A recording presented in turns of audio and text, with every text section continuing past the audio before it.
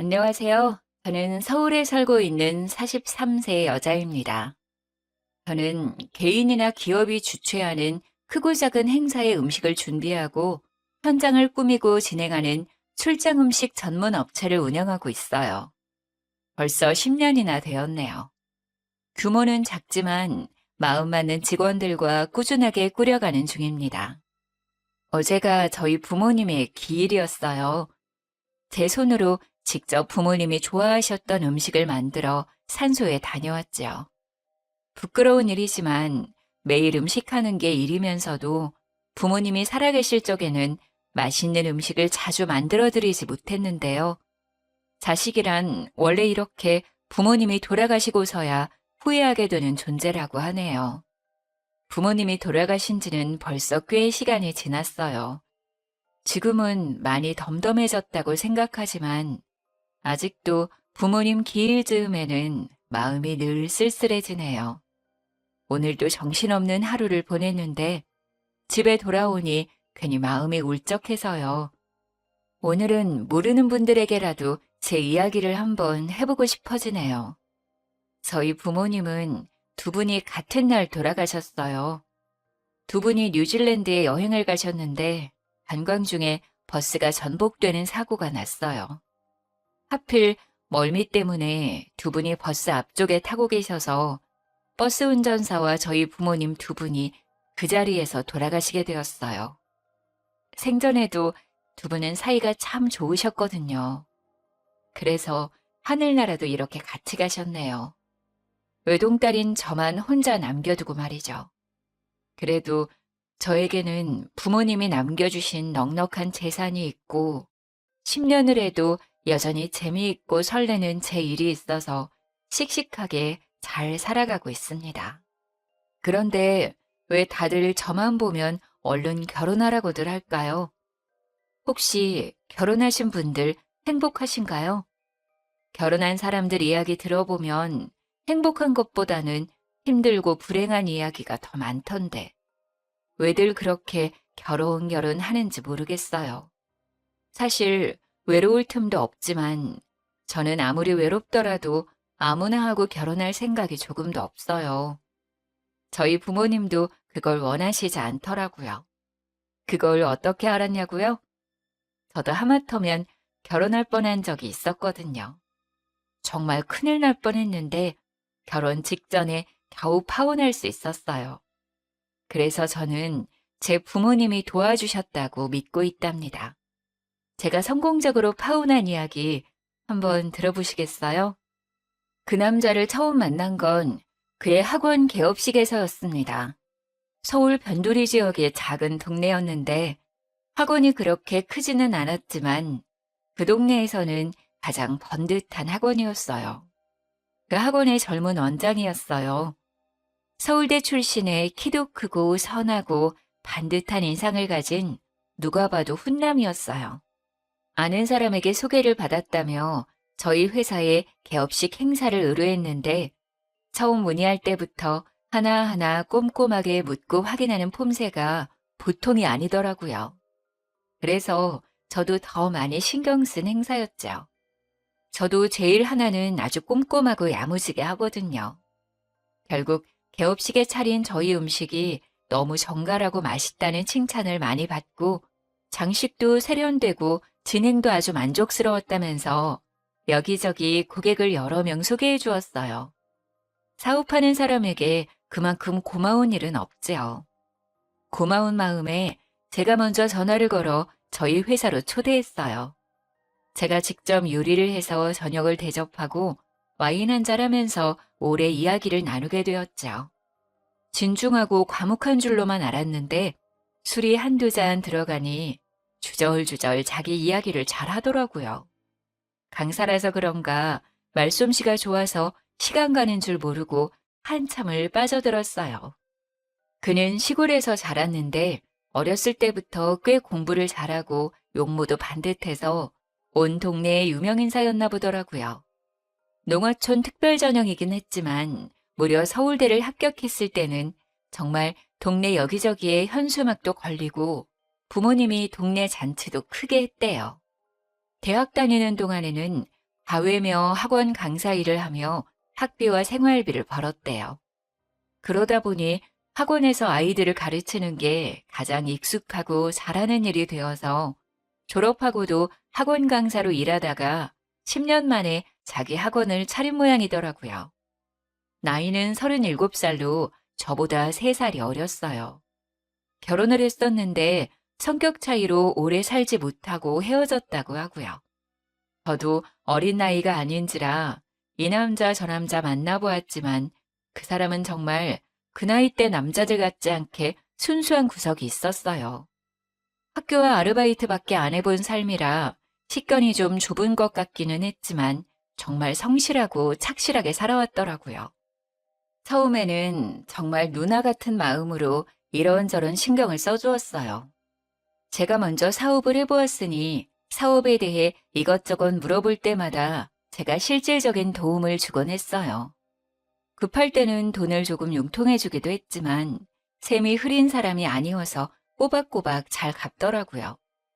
또 반찬 같은 것도 이따금 챙겨다 주고 지나가다 눈에 들어오는 게 있으면 서로 선물해주기도 했어요.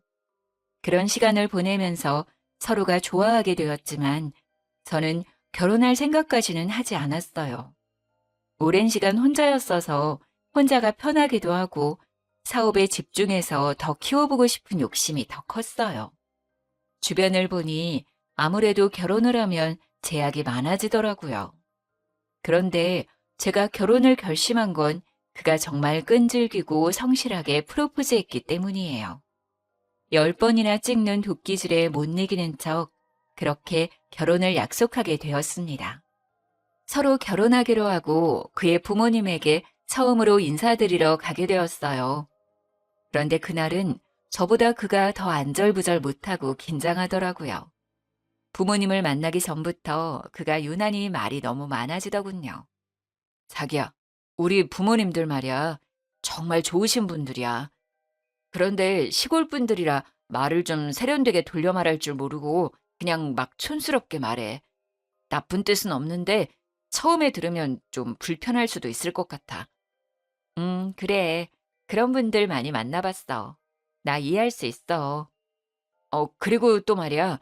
어렸을 적부터 그분들은 나밖에 모르고 사셔서 내가 최고라고 생각하시는데 그게 사실 좀 심해. 그러니까 좀이 아니라 좀 많이. 그러니까 내 말은 아이고, 알았어, 알았어. 어째 나보다 자기가 더 긴장한 것 같은데? 자기야, 걱정하지 마. 내가 누군데 그래. 나는 사실 별로 걱정 안 돼. 내가 어른들한테 얼마나 인기가 있는데. 내가 잘하면 돼. 괜찮아. 저는 어른들에게 싹싹하게 잘하는 편이고 어른들에게 예쁨 받는 편이라 크게 걱정도 안 되었어요. 처음 뵙는 분들이지만 분명히 저를 좋아하실 거라고 그렇게 만들 수 있다고 자신했죠. 오히려 긴장해서 안절부절 못하는 그가 귀여워 보였어요. 그런데 이 자리는 정말 제 생각과 완전히 다르더라고요. 그가 긴장하는 데는 그만한 이유가 있었어요. 일단 첫 마디부터 저를 당황하게 했어요. 아니, 황당했다는 게 더 정확하겠네요.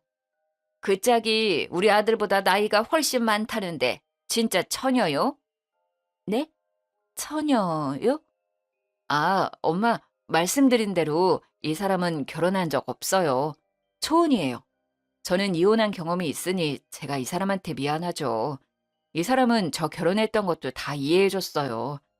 엄마, 너는 무슨 소리를 하냐 지금. 남자가 이혼한 게 뭐가 흠이라고 네가 미안하네 뭐하네 소리를 하고 그러냐 지금. 아니 요즘 같은 세상에 이혼이 뭐 대수냐? 꼬물 대는 애라도 딸려 있으면 또 몰라. 애도 없이 깨끗한데 뭐가 문제요? 결혼이라고 뭐 십수년 살았던 것도 아니고 어쩌다가 여자 하나 잘못 만나서 잠깐 살다가 애도 없이 헤어졌는데 그걸 뭐 누가 흠을 잡는다니? 그걸 흠 잡는 사람은 아주 이상한 사람이요. 네, 어머니. 저도 이혼이 흠이라고 생각하지 않아요. 정말 조금도요. 괜찮아요. 그려, 뭐 그건 그렇고. 내가 암만 생각해도 좀 이상해서 말이요. 네? 뭐가요, 어머니? 여자 나이가 40이나 돼서 아직까지 결혼을 한 번도 안 했다는 건 좀 문제가 있고 그런 거 아니요? 여자가 멀쩡한데 여지껏 결혼을 한 번도 안 했으려고. 어디가 탈이 있어도 탈이 단단히 있겠지. 그러니까 결혼을 여지껏 안 한 거요? 아니면 못 한 거요? 제가 하고 싶은 공부하고 하고 싶은 사업도 하고 하다 보니 혼기를 놓쳤어요. 이제 와서 생각하면 우리 지호 씨 같이 좋은 사람 만나려고 그랬나 봐요. 제 딴에는 기분 좋으라고 애교 있게 한 말이었는데 도리어 콧방귀를 뀌더라고요. 뭐 하나 제 예상대로 흘러가질 않았어요. 나온 참, 뭐 공부는 뭐 요리사가 공부하느라 결혼 못했다는 소리는 살다가 또 처음 들어보네. 요리사 하면서 공부하느라 결혼 못했다고 하면 우리 동네 지나가던 개도 다 배꼽을 잡고 웃겠네. 뭐 우리 아들처럼 뭐 서울대라도 나온 요리사요? 엄마, 이 사람은 지금 박사 과정에 있어요.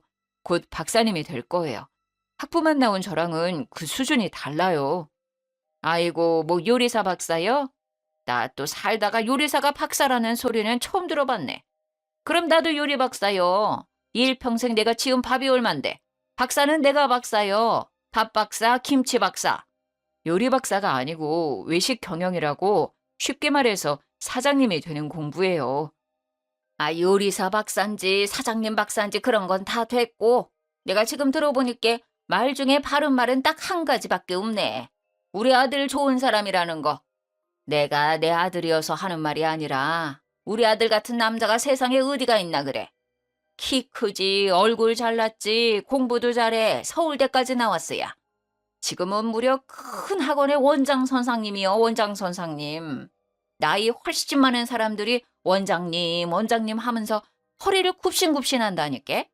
말이야 바른 말이지. 이렇게 나이가 40이나 먹은 노처녀가 그것도 요리사나 하는 여자가 서울대 나온 이런 잘난 남자를 언감생심 어떻게 만나냐고 그래. 아주 땡 잡았지.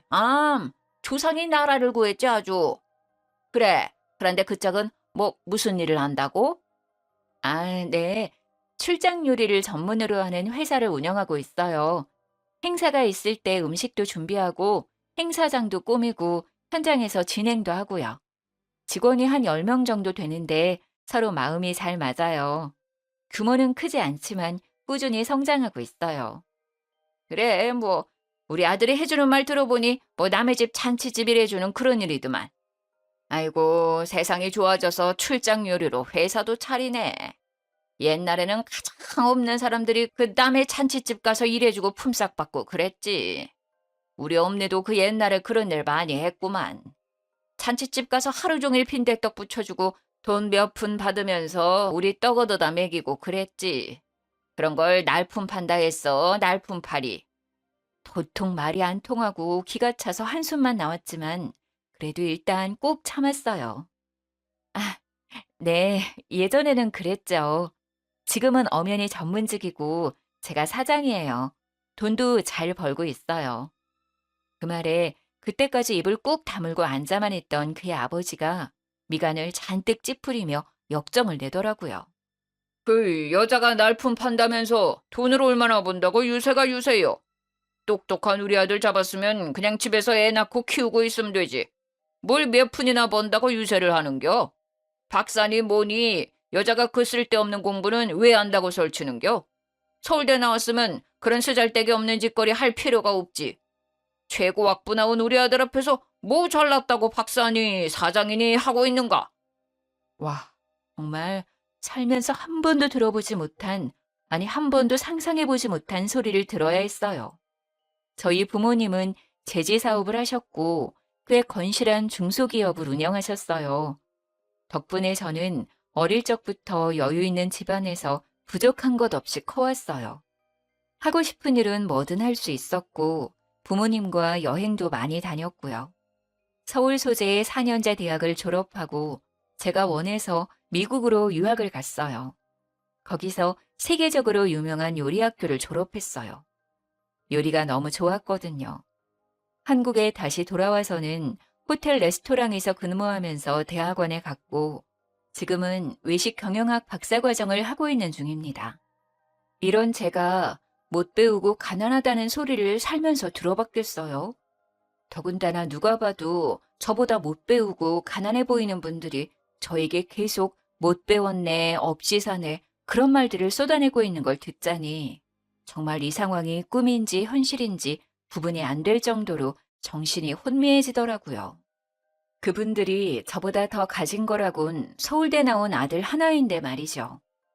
아, 그 아들이 돌싱이긴 하지만 애도 없고 저보다 나이도 어린데다가 키가 크고 잘생겼네요. 아무리 그래도 저한테 그런 말을 할 자격은 없는 것 같지만요. 저도 어디 가서 할 말 못하고 당하는 스타일은 아닌데 남친의 부모님, 그것도 결혼을 약속한 사이라 예비 시부모님이라고 생각하니 뭔가 어렵긴 하더라고요. 또 너무 황당하고 너무 상식 밖이라 말문이 막히기도 했고요. 머리가 아프기도 하고 기가 막혀서 화가 나기도 하고 아무튼 엉망진창이었어요.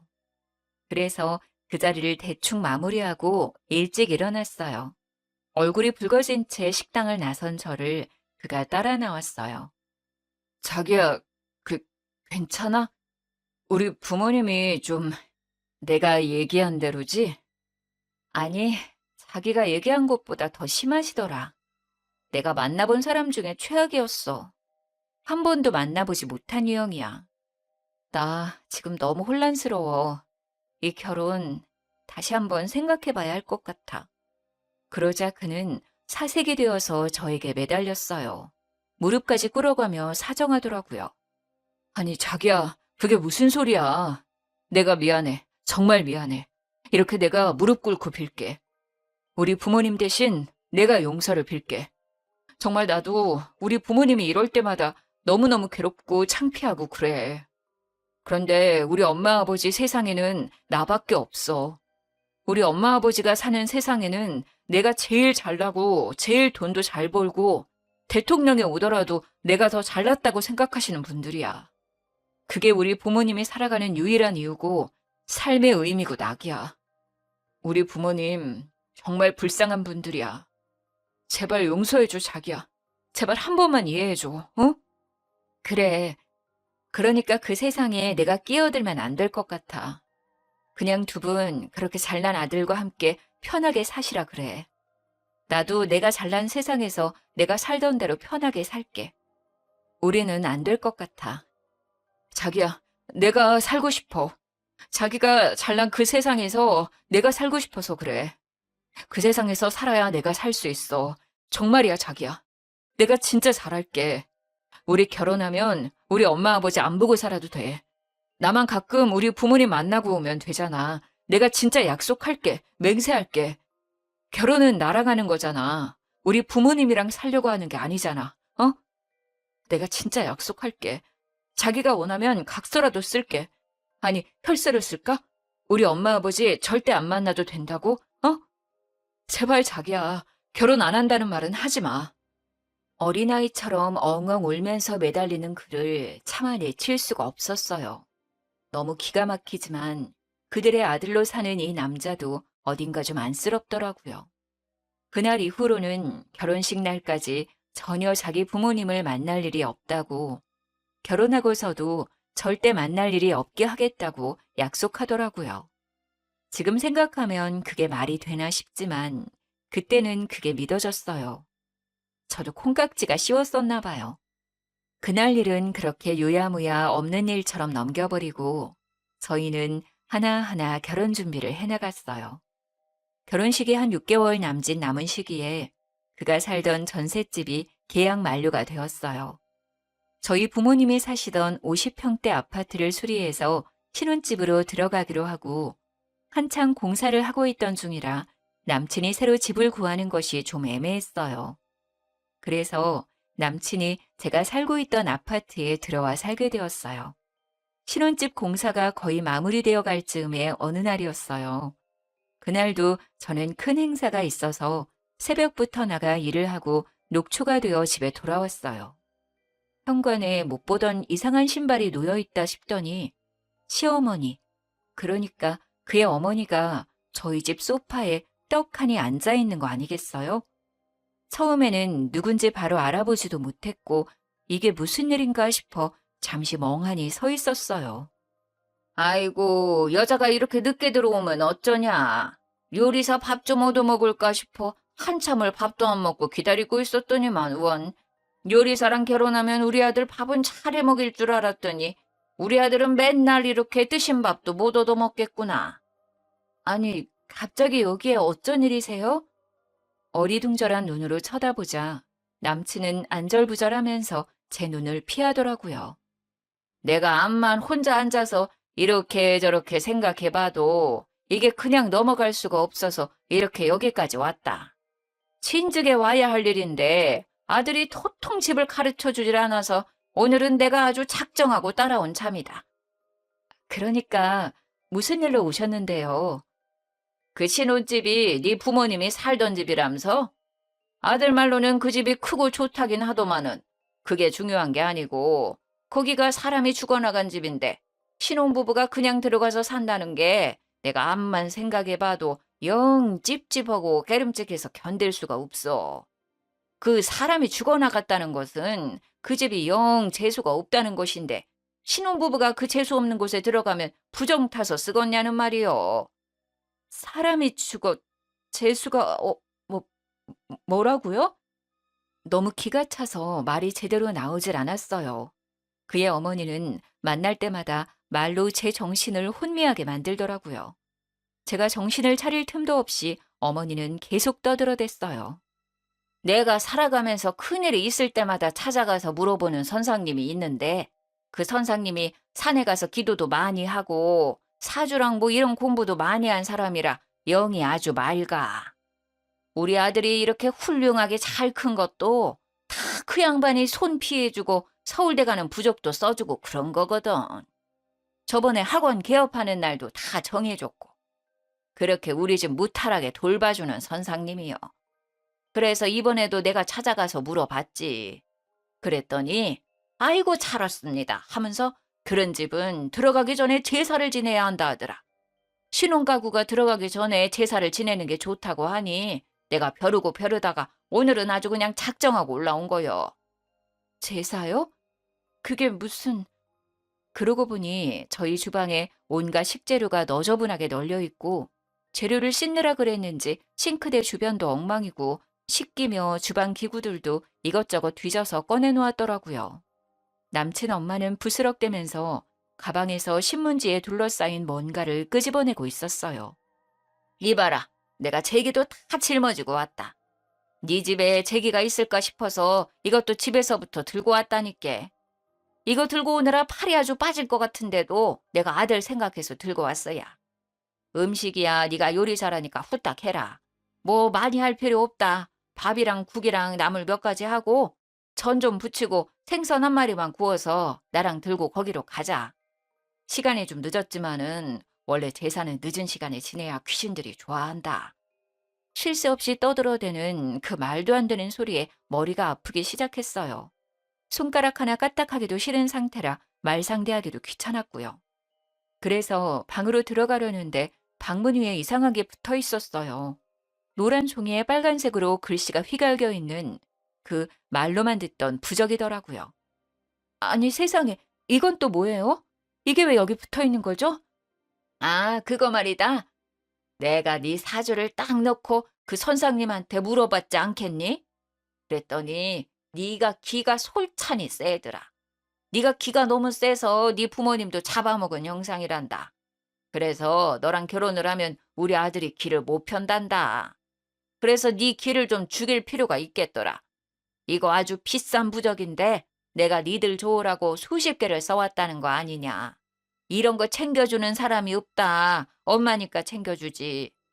집안을 둘러보니 방문 위에만 붙어 있는 게 아니라 현관 위에도 하나, 중문 위에도 하나씩 떡하니 붙어 있었어요. 너무 머리가 아파서 방으로 들어와 침대에 털썩 누웠는데 베개가 불편해서 뒤져보니 베개 속에서도 부적이 나왔어요. 어이가 없어 다른 데는 없나 뒤지고 있는데 방 밖에서 어머니가 뻔뻔하게 부르더라고요. 야야, 얼른 옷 갈아입고 나오너라. 음식 준비해야지. 우리 아들 피곤하다. 후딱 준비해서 너랑 나랑 갔다 오자.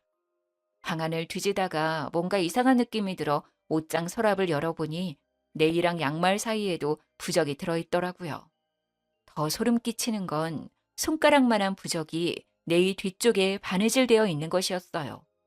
저를 따라 주춤주춤 방으로 따라 들어온 그는 역시나 안절부절하면서 저를 쫓아다녔어요.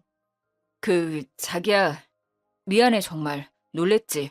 그동안 내가 열심히 막아봤는데 오늘 엄마가 이렇게 집까지 따라오실 줄은 몰랐어. 엄마가 시골 사람이라 미신을 엄청 중요하게 생각하거든. 나는 살면서 워낙 이런저런 일들을 많이 겪어서 그냥 그런가 보다 하고 넘기는데 자기는 이런 거 처음이지. 그래서 좀 놀랐지? 그래, 처음 보는 사람은 좀 놀랄 거야. 저는 어이가 없어 옷들을 들어보이면서 말했어요. 이게 그냥 놀랄 일은 아닌 것 같은데? 이게 제정신으로 할 일이야? 그렇지. 놀라기도 하고 기분도 엄청 나쁘고 막 그럴 거야. 응. 내가 손대지 말라고 하는데도 엄마가 워낙 막무가내라서 이게 옳다고 믿으시니까 이 부분에서는 말이 잘 안 통해. 그치만 사실 이거 다 우리 잘 되기를 바라는 마음에서 그러시는 거야. 이게 좀 이상해 보이고 말이 안 되는 건 맞지만 엄마 마음을 봐주면 그냥 이해가 되기도 해. 그냥 자식 잘 되길 바라는 마음이야. 자기야, 진짜 그냥 한 번만 이해해주면 안 될까? 그냥 엄마 하자는 대로 한 번만 해주면 엄마 마음이 편해지고 그럼 모든 게 다 수월해져. 한 번만 우리 엄마 말 들어주면 내가 모든 걸 다 할게. 내가 죽을 때까지 자기한테 잘할게. 자기가 죽으라면 죽는 신용도 할게. 응? 응? 나도 없는 내 집에 자기들 마음대로 들어와서 이것저것 만지고 난리를 쳐놓은 것도 열받지만 내가 우리 부모님을 잡아먹었네. 사람이 죽어나간 집이라 재수가 없네 했던 말들이 자꾸 떠오르면서 피가 거꾸로 솟는 기분이 들더라고요. 거기에 이 남자가 떠들어대는 한 번만 이해해달라는 말도 도저히 더 이상은 들어줄 수가 없었어요. 앞으로도 이런 일이 있을 때마다 이 남자는 언제나 한 번만 이해해달라고 하겠더라고요. 결국 엄마를 이기지 못하는 착한 아들이니까요. 베개도 다 뒤집고 옷장도 다 뒤집고 온 방안을 이잡듯 뒤져서 부적을 샅샅이 다 찾아냈어요. 많기는 또 얼마나 많은지 기도 안 차더라고요. 또 집안 곳곳에 붙어있는 부적도 다 떼어내서 어머니 앞에 가져가 박박 찢었어요. 어머니는 자리에서 벌떡 일어나 떨어진 조각을 손으로 주워 담으면서 거의 울부짖었어요. 야, 이 못돼 먹은 년 같은 이라고. 이게 얼마짜린데. 내가 이걸 얼마를 주고 써왔는데 귀한 줄도 모르고 이 난리야. 아이고, 죽 써서 개졌네, 개졌어. 이렇게 여자 같으세니 지 부모도 잡아먹고 결국 지 남편도 잡아먹지. 이 부적뿐 아니라 당신들도 다 찢어버리고 싶은 마음이니까 지금 당장 내 집에서 나가요. 당신도 나가. 내 앞에 다시는 나타나지 마. 다시는 보고 싶지 않으니까. 야, 이 누구 맘대로 우릴 내쫓냐. 나 못 나간다. 내 부적값 다 내놔라, 이년아. 이게 얼마짜린데 이걸 다 찢어버렸냐. 아이고, 아까워라. 부정 탔네. 다 부정 탔어. 저는 핸드폰을 들어 경찰에 신고했어요. 경찰이 와서야 두 모자를 내 집에서 내보낼 수 있었어요. 주거 침입과 기물 손괴 등으로 고소를 진행하고 파혼을 통보했습니다. 침구 세트도 싹 바꾸고 속옷도 싹 다 갖다 버렸지만 벽에 남은 풀자국을 볼 때마다 분노가 치솟았어요. 부모를 잡아먹었다느니 사람이 죽어나간 재수 없는 집이니 하는 말은 화가 나는 걸 넘어서 저에게 상처가 되었어요. 이 정도로는 도저히 분이 풀리지 않더라고요. 복수를 해야겠다 생각했어요. 눈에는 눈, 이에는 이. 고소장을 쓰면서 그의 어머니에게 전화를 했습니다. 전화 오면 피하려고 전화번호를 미리 저장해 두었거든요. 특별히 고소를 취하해 줄 테니 꼭 만났으면 하는 사람이 있다고 말했더니 제가 말한 곳으로 한달음에 찾아오더라고요. 늦저녁에 그의 어머니를 만났습니다. 어머니, 제가 그동안 많이 생각해 봤어요. 그날은 제가 당황스럽고 화가 많이 나서 그랬지만 혼자서 가만히 생각해 보니 어머니 말이 틀린 말이 아닌 것 같더라고요. 아이고, 그랬냐? 네가 이제야 말이 좀 통하는구나. 저도 사실 힘든 일 있을 때마다 찾아가서 물어보는 선생님이 있어요. 서울에서 엄청 유명한 무당이신데 그분 복채가 엄청 비싼데도 사람들이 줄을 서거든요. 예약이 3개월씩 밀려있기도 해요. 아, TV에도 나온 적이 있었는데 이거 혹시 보신 적 있으세요? 저는 미리 찾아놨던 유튜브를 찾아서 보여줬어요. 무당이 구슬하는 장면이었는데 얼굴이 제대로 보이지는 않았어요. 아, 이거 무슨 프로야? 나는 텔레비에서 이거는 못 본 것 같은데. 집안일 하다 보면 텔레비 볼 시간도 없어. 근데 텔레비에 나온 이 선상님을 네가 안다고? 텔레비에는 유명한 사람들이 나오는 거 아니여? 네, 서울에서 모르는 사람이 없을 정도로 유명한 무당이세요. 저도 사업하면서 어려울 때마다 찾아가는데 재벌이나 정치인들, 연예인들도 많이 찾아가는 사람이에요. 그래, 제 아무리 재벌이고 대통령이라도 큰일 하려면 손을 피해야 한다. 사람 일이라는 거는 사람의 힘만으로 되는 것이 아니거든. 네, 그래서 이번에도 제가 찾아가 봤어요. 어머니 말씀이 자꾸 생각나서. 그래, 그래. 잘했다, 잘했어. 가봤더니 선생님이 뭐라고 하더냐? 어머니 말씀이 틀리지 않더라고요. 결혼하기 전에 객지에서 돌아가신 저희 부모님의 혼령을 달래드려야 하고 사돈 어른들께도 인사할 수 있게 해드리래요. 그러려면 시골집 마당에서 구슬하는 게 좋겠다고 하더라고요. 그래, 내 말 틀린 말 하나도 없다. 그런데 구슬한다고? 굿이야, 할 수 있으면 좋지. 그런데 그 굿이라는 게 한두 푼 드는 일이 아니라서. 돈은 전혀 걱정하지 마세요. 어머니는 그냥 집 마당만 내어주시면 돼요. 나머지는 다 제가 알아서 준비할 거예요.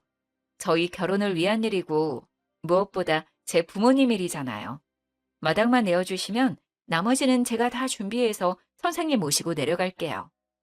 아유, 그래. 마당 내주는 일이 무엇이 어렵겠니? 오늘 가서 마당에 지저분한 것들 좀 치워야 쓰겄다.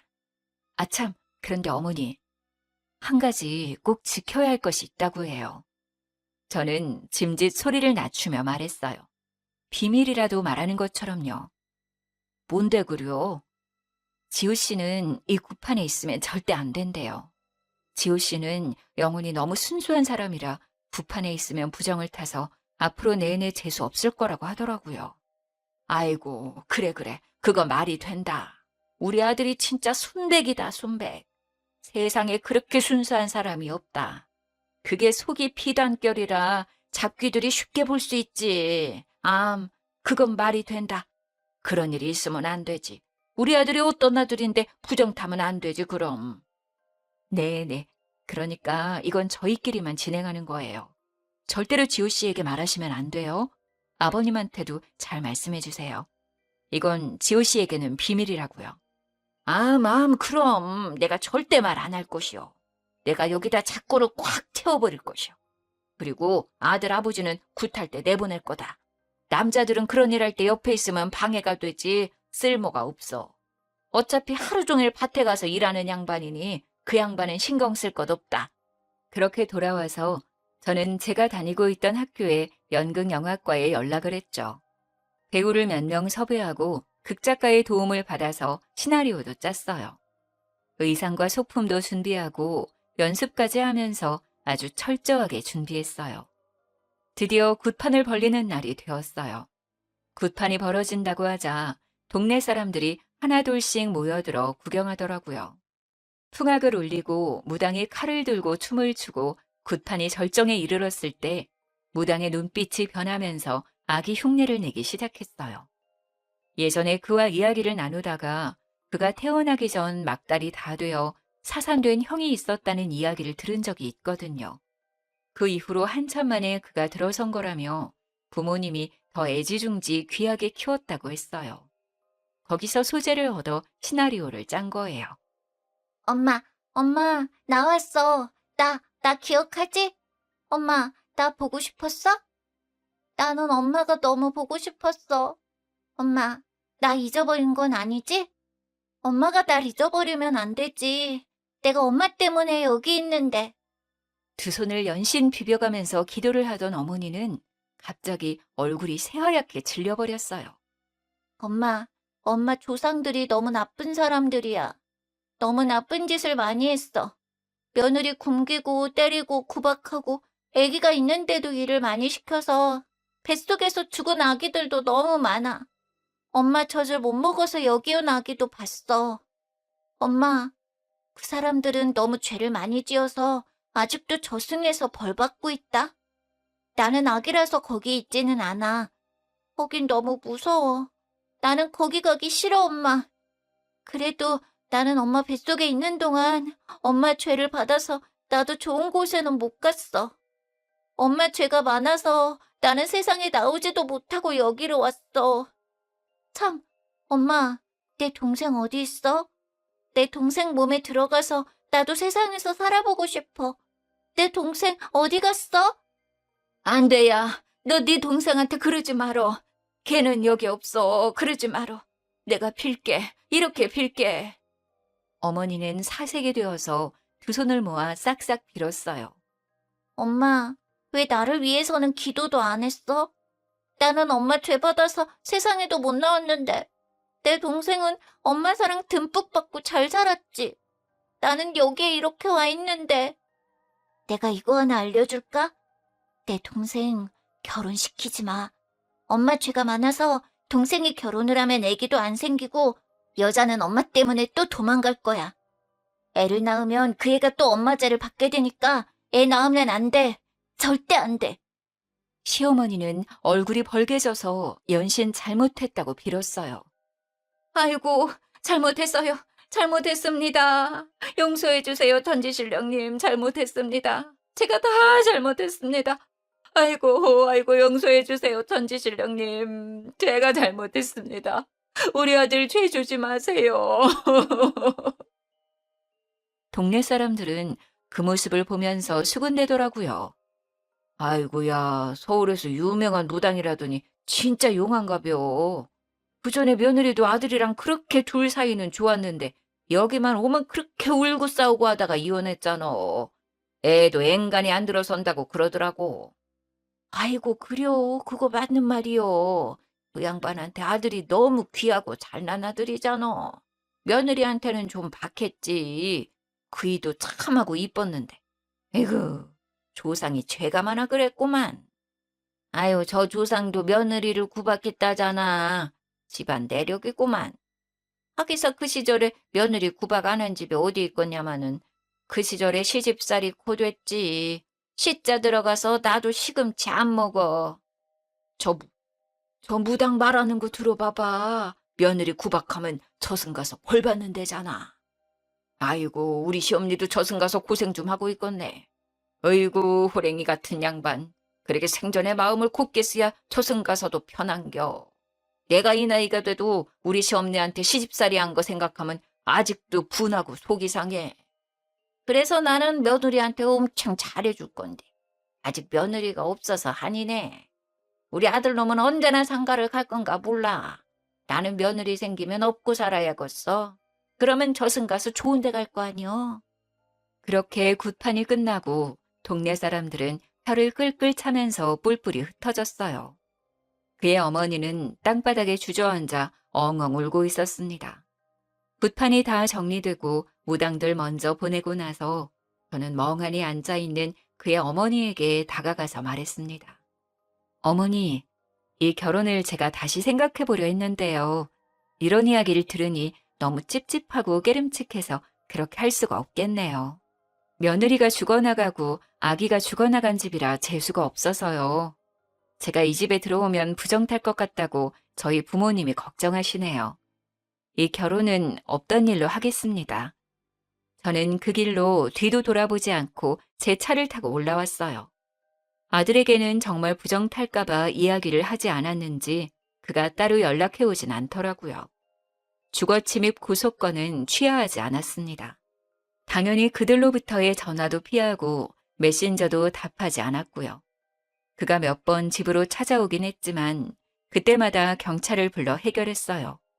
찾아올수록 가중처벌이 된다는 말에 남친도 더 이상 찾아오지 못했습니다. 짧은 시간에 밀어닥친 일련의 모든 사건들에 저는 완전히 지쳐버렸어요.